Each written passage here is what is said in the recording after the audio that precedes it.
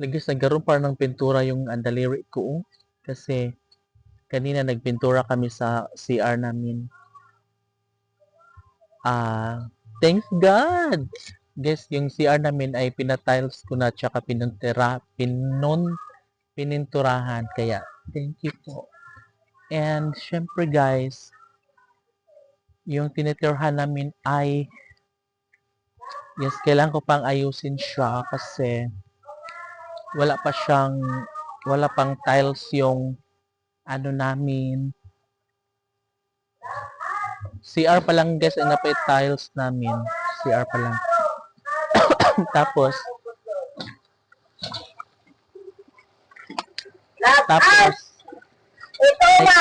ang next project ko guys is yung ano namin, yung hugasan namin ba yung banggera. Kasi parang babagsak na siya guys. Ano kasi yun, parang magabok na siya, pabagsak na siya. So, kailangan ko siyang ayusin as soon as possible, no? So, yung lumang banggera guys, or yung hugasan, hindi siya sementado bitaw, hindi siya, Ngayon, pinapunta ko na dyan yung gagawa. Siya yung gumawa sa CR namin ha.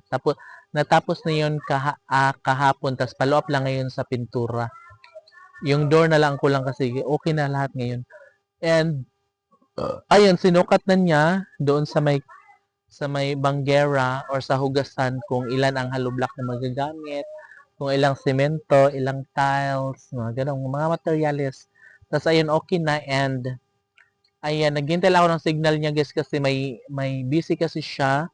May trabaho po siya sa iba kaya pag vacant day niya lang or siguro pag wala siyang pasok no, pwede niyang gawin yun para magawa na yung ano namin, yung hugasan namin.